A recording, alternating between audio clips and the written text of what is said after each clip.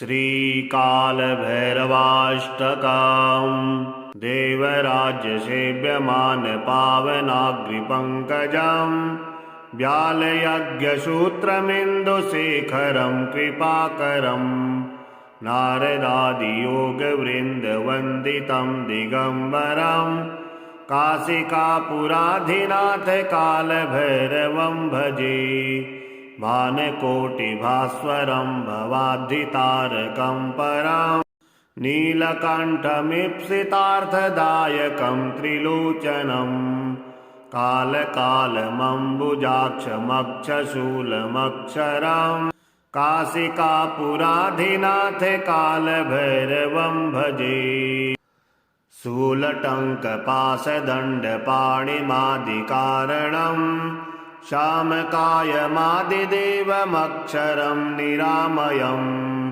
भीमविक्रमं प्रभुं विचित्रताण्डवप्रियां काशिकापुराधिनाथ कालभैरवं भजे भुक्तिमुक्तिदायकं प्रशस्तचारुविग्रहं भक्तवत्सलं स्थितं समस्तलोकविग्रहम् विनिक्वणन्मनोगहीम किङ्किणीलसत्कटिं काशिकापुराधिनाथ कालभैरवं भजे धर्मसेतुपालकं त्वधर्ममार्गनाशकं कर्मपाशमोचकं सुशर्मदायकं विभुं स्वर्णवर्णशेषपाशशोभिताङ्गमण्डलं काशिकापुराधिनाथ कालभैरवं भजे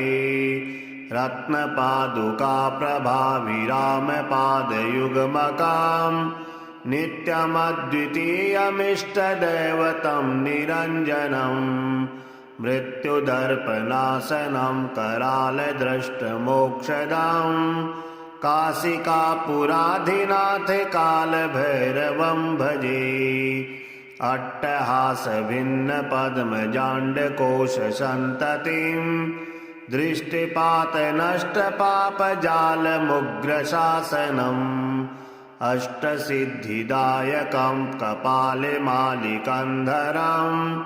काशिकापुराधिनाथ कालभैरवं भजे भूतसङ्गनायकं विशालकीर्तिदायकं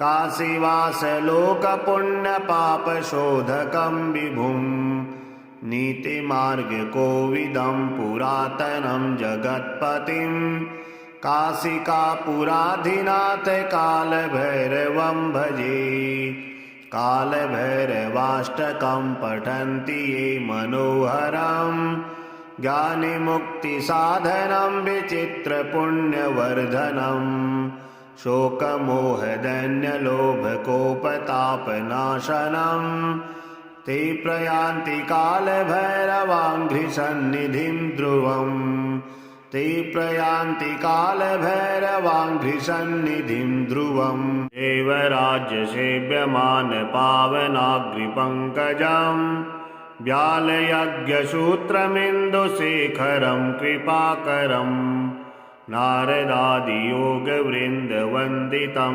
दिगम्बरं काशिकापुराधिनाथ कालभैरवं भजे भानकोटिभास्वरं भवाद्धितारकं परं नीलकण्ठमीप्सितार्थदायकं त्रिलोचनं कालकालमम्बुजाक्षमक्षशूलमक्षरं काशिकापुराधिनाथ कालभैरवं भजे शूलटङ्कपाशदण्डपाणिमादिकारणं शामकायमादिदेवमक्षरं निरामयं भीमविक्रमं प्रभुं विचित्रताण्डवप्रियां काशिकापुराधिनाथ कालभैरवं भजे भुक्तिमुक्तिदायकं प्रशस्तचारुविग्रहं भक्तवत्सलं स्थितं समस्तलोकविग्रहम्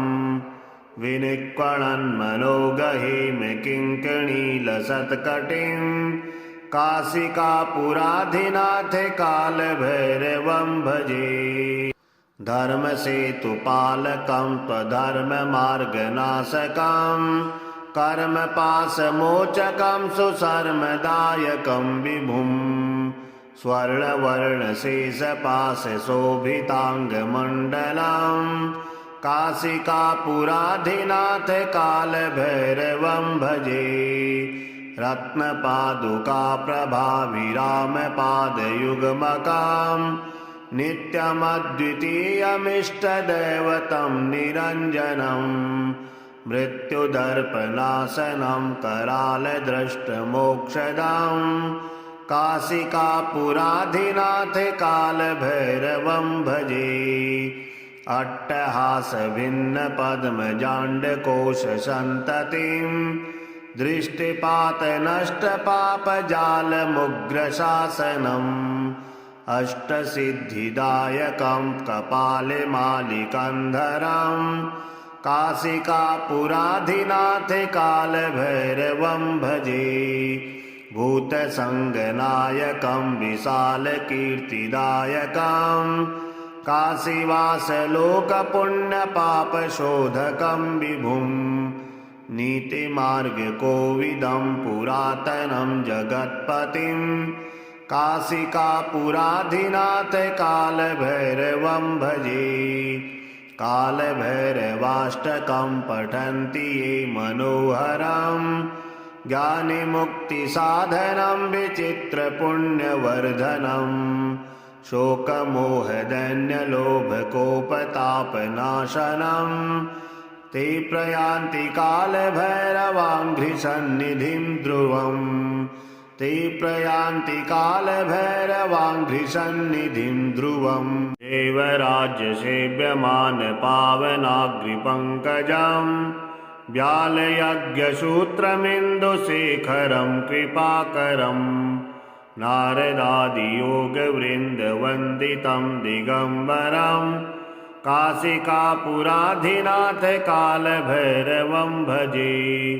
भानकोटिभास्वरं भवाद्धितारकं परं नीलकण्ठमीप्सितार्थदायकं त्रिलोचनं। कालकालमम्बुजाक्षमक्षशूलमक्षरं काशिकापुराधिनाथ कालभैरवं भजे। शूलटङ्कपाशदण्डपाणिमादिकारणं शामकायमादिदेवमक्षरं निरामयं। भीमविक्रमं प्रभुं विचित्रताण्डवप्रियं काशिकापुराधिनाथ कालभैरवं भजे। भुक्तिमुक्तिदायकं प्रशस्तचारुविग्रहं भक्तवत्सलं स्थितं समस्तलोकविग्रहं। विनिक्वणन्मनोगहीं किङ्किणीलसत्कटिं काशिकापुराधिनाथ कालभैरवं भजे। धर्मसेतुपालकं त्वधर्ममार्गनाशकं कर्मपाशमोचकं सुशर्मदायकं विभुं। स्वर्णवर्णशेषपाशशोभिताङ्गमण्डलं काशिकापुराधिनाथ कालभैरवं भजे। रत्नपादुकाप्रभाविरामपादयुग्मकं नित्यमद्वितीयमिष्टदैवतं निरञ्जनं। मृत्युदर्पनाशनं करालदृष्टमोक्षदं काशिकापुराधिनाथ कालभैरवं भजे। अट्टहासभिन्नपद्मजाण्डकोशसन्ततिं दृष्टिपातनष्टपापजालमुग्रशासनम्। अष्टसिद्धिदायकं कपालमालिकन्धरं काशिकापुराधिनाथ कालभैरवं भजे। भूतसङ्गनायकं विशालकीर्तिदायकं काशीवासलोकपुण्यपापशोधकं विभुं। नीतिमार्गकोविदं पुरातनं जगत्पतिं काशिकापुराधिनाथ कालभैरवं भजे। कालभैरवाष्टकं पठन्ति ये मनोहरं ज्ञानमुक्तिसाधनं विचित्रपुण्यवर्धनम्। शोकमोहदैन्यलोभकोपतापनाशनं ते प्रयान्ति कालभैरवाङ्घ्रिसन्निधिं ध्रुवम्। ते प्रयान्ति कालभैरवाङ्घ्रिसन्निधिं ध्रुवम्। देवराज्यसेव्यमानपावनाग्रिपङ्कजं व्यालयज्ञसूत्रमिन्दुशेखरं कृपाकरम्। नारदादियोगवृन्दवन्दितं दिगम्बरं काशिकापुराधिनाथ कालभैरवं भजे। भानकोटिभास्वरं भवाद्धितारकं परं नीलकण्ठमीप्सितार्थदायकं त्रिलोचनं। कालकालमम्बुजाक्षमक्षशूलमक्षरं काशिकापुराधिनाथ कालभैरवं भजे। शूलटङ्कपाशदण्डपाणिमादिकारणं शामकायमादिदेवमक्षरं निरामयम्। भीमविक्रमं प्रभुं विचित्रताण्डवप्रियां काशिकापुराधिनाथ कालभैरवं भजे। भुक्तिमुक्तिदायकं प्रशस्तचारुविग्रहं भक्तवत्सलं स्थितं समस्तलोकविग्रहं। विनिक्वणन्मनोगहिमकिङ्किणीलसत्कटिं काशिकापुराधिनाथ कालभैरवं भजे। धर्मसेतुपालकं त्वधर्ममार्गनाशकं कर्मपाशमोचकं सुशर्मदायकं विभुं। स्वर्णवर्णशेषपाशशोभिताङ्गमण्डलं काशिकापुराधिनाथ कालभैरवं भजे। रत्नपादुकाप्रभाविरामपादयुग्मकं नित्यमद्वितीयमिष्टदैवतं निरञ्जनं। मृत्युदर्पनाशनं करालदृष्टमोक्षदं काशिकापुराधिनाथ कालभैरवं भजे। अट्टहासभिन्नपद्मजाण्डकोशसन्ततिं दृष्टिपातनष्टपापजालमुग्रशासनम्। अष्टसिद्धिदायकं कपालमालिकन्धरं काशिकापुराधिनाथ कालभैरवं भजे। भूतसङ्गनायकं विशालकीर्तिदायकं काशीवासलोकपुण्यपापशोधकं विभुं। नीतिमार्गकोविदं पुरातनं जगत्पतिं काशिकापुराधिनाथ कालभैरवं भजे। कालभैरवाष्टकं पठन्ति ये मनोहरं ज्ञानमुक्तिसाधनं विचित्रपुण्यवर्धनम्। शोकमोहदैन्यलोभकोपतापनाशनं ते प्रयान्ति कालभैरवाङ्घ्रिसन्निधिं ध्रुवम्। ते प्रयान्ति कालभैरवाङ्घ्रिसन्निधिं ध्रुवम्। देवराज्यसेव्यमानपावनाग्रिपङ्कजं व्यालयज्ञसूत्रमिन्दुशेखरं कृपाकरं। नारदादियोगवृन्दवन्दितं दिगम्बरं काशिकापुराधिनाथ कालभैरवं भजे। भानकोटिभास्वरं भवाद्धितारकं परं नीलकण्ठमीप्सितार्थदायकं त्रिलोचनं। कालकालमम्बुजाक्षमक्षशूलमक्षरं काशिकापुराधिनाथ कालभैरवं भजे। शूलटङ्कपाशदण्डपाणिमादिकारणं शामकायमादिदेवमक्षरं निरामयम्। भीमविक्रमं प्रभुं विचित्रताण्डवप्रियां काशिकापुराधिनाथ कालभैरवं भजे। भुक्तिमुक्तिदायकं प्रशस्तचारुविग्रहं भक्तवत्सलं स्थितं समस्तलोकविग्रहम् विनिक्वणन्मनोगहिं किङ्किणीलसत्कटिं काशिकापुराधिनाथ कालभैरवं भजे। धर्मसेतुपालकं त्वधर्ममार्गनाशकं कर्मपाशमोचकं सुशर्मदायकं विभुं स्वर्णवर्णशेषपाशशोभिताङ्गमण्डलं काशिकापुराधिनाथ कालभैरवं भजे। रत्नपादुकाप्रभाविरामपादयुग्मकां नित्यमद्वितीयमिष्टदैवतं निरञ्जनं मृत्युदर्पनाशनं करालद्रष्टमोक्षदां काशिकापुराधिनाथ कालभैरवं भजे। अट्टहासभिन्नपद्मजाण्डकोशसन्ततिं दृष्टिपातनष्टपापजालमुग्रशासनम् अष्टसिद्धिदायकं कपालमालिकन्धरं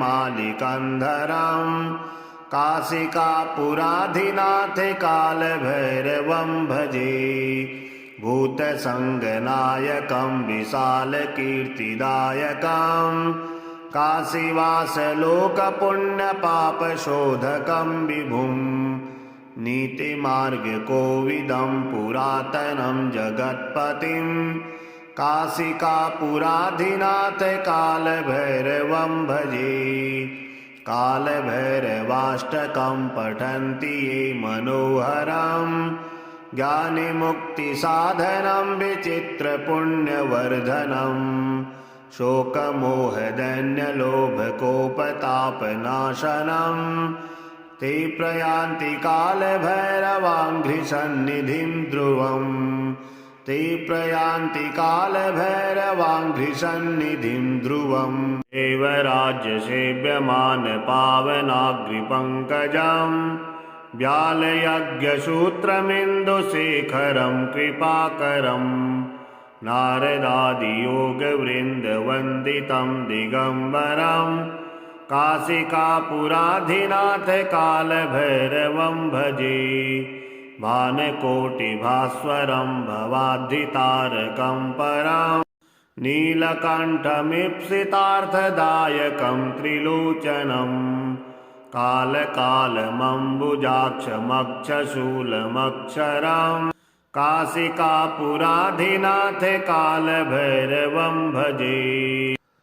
शूलटङ्कपाशदण्डपाणिमादिकारणं श्यामकायमादिदेवमक्षरं निरामयं भीमविक्रमं प्रभुं विचित्रताण्डवप्रियां काशिकापुराधिनाथ कालभैरवं भजे।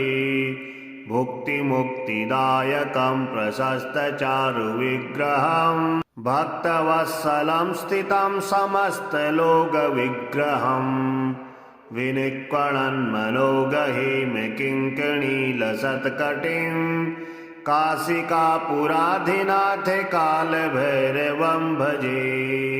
धर्मसेतुपालकं त्वधर्ममार्गनाशकं कर्मपाशमोचकं सुशर्मदायकं विभुं स्वर्णवर्णशेषपाशशोभिताङ्गमण्डलं काशिकापुराधिनाथ कालभैरवं भजे। रत्नपादुकाप्रभाविरामपादयुग्मकां नित्यमद्वितीयमिष्टदैवतं निरञ्जनं मृत्युदर्पनाशनं करालद्रष्टमोक्षदां काशिकापुराधिनाथ कालभैरवं भजे।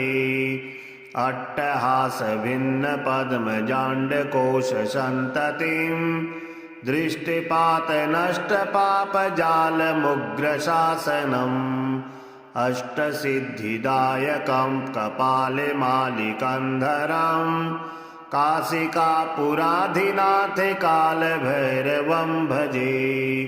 भूतसङ्गनायकं विशालकीर्तिदायकं काशीवासलोकपुण्यपापशोधकं विभुं। नीतिमार्गकोविदं पुरातनं जगत्पतिं काशिकापुराधिनाथ कालभैरवं भजे। कालभैरवाष्टकं पठन्ति ये मनोहरं ज्ञानमुक्तिसाधनं विचित्रपुण्यवर्धनं। शोकमोहदैन्यलोभकोपतापनाशनं ते प्रयान्ति कालभैरवाङ्घ्रिसन्निधिं ध्रुवम्। ते प्रयान्ति कालभैरवाङ्घ्रिसन्निधिं ध्रुवम्। देवराज्यसेव्यमानपावनाग्रिपङ्कजं व्यालयज्ञसूत्रमिन्दुशेखरं कृपाकरं। नारदादियोगवृन्दवन्दितं दिगम्बरं काशिकापुराधिनाथ कालभैरवं भजे। भानकोटिभास्वरं भवाद्धितारकं परं नीलकण्ठमीप्सितार्थदायकं त्रिलोचनं। कालकालमम्बुजाक्षमक्षशूलमक्षरं काशिकापुराधिनाथ कालभैरवं भजे। शूलटङ्कपाशदण्डपाणिमादिकारणं शामकायमादिदेवमक्षरं निरामयं। भीमविक्रमं प्रभुं विचित्रताण्डवप्रियां काशिकापुराधिनाथ कालभैरवं भजे। भुक्तिमुक्तिदायकं प्रशस्तचारुविग्रहं भक्तवत्सलं स्थितं समस्तलोकविग्रहं। विनिक्वणन्मनोगहेमकिङ्कणीलसत्कटिं काशिकापुराधिनाथ कालभैरवं भजे। धर्मसेतुपालकं त्वधर्ममार्गनाशकं कर्मपाशमोचकं सुशर्मदायकं विभुं। स्वर्णवर्णशेषपाशशोभिताङ्गमण्डलं काशिकापुराधिनाथ कालभैरवं भजे। रत्नपादुकाप्रभाभिरामपादयुग्मकां नित्यमद्वितीयमिष्टदैवतं निरञ्जनं। मृत्युदर्पनाशनं करालदृष्टमोक्षदं काशिकापुराधिनाथ कालभैरवं भजे। अट्टहासभिन्नपद्मजाण्डकोशसन्ततिं दृष्टिपातनष्टपापजालमुग्रशासनम्। अष्टसिद्धिदायकं कपालिमालिकन्धरं काशिकापुराधिनाथ कालभैरवं भजे। भूतसङ्गनायकं विशालकीर्तिदायकं काशीवासलोकपुण्यपापशोधकं विभुं। नीतिमार्गकोविदं पुरातनं जगत्पतिं काशिकापुराधिनाथ कालभैरवं भजे। कालभैरवाष्टकं पठन्ति ये मनोहरं ज्ञानमुक्तिसाधनं विचित्रपुण्यवर्धनं। शोकमोहदैन्यलोभकोपतापनाशनं ते प्रयान्ति कालभैरवाङ्घ्रिसन्निधिं ध्रुवम्। ते प्रयान्ति कालभैरवाङ्घ्रिसन्निधिं ध्रुवम्। देवराज्यसेव्यमानपावनाग्रिपङ्कजं व्यालयज्ञसूत्रमिन्दुशेखरं कृपाकरं। नारदादियोगवृन्दवन्दितं दिगम्बरं काशिकापुराधिनाथ कालभैरवं भजे। भानकोटिभास्वरं भवाद्धितारकं परं नीलकण्ठमीप्सितार्थदायकं त्रिलोचनम् कालकालमम्बुजाक्षमक्षशूलमक्षरम् काशिकापुराधिनाथ कालभैरवं भजे। शूलटङ्कपाशदण्डपाणिमादिकारणम् शामकायमादिदेवमक्षरं निरामयम् भीमविक्रमं प्रभुं विचित्रताण्डवप्रियां काशिकापुराधिनाथ कालभैरवं भजे।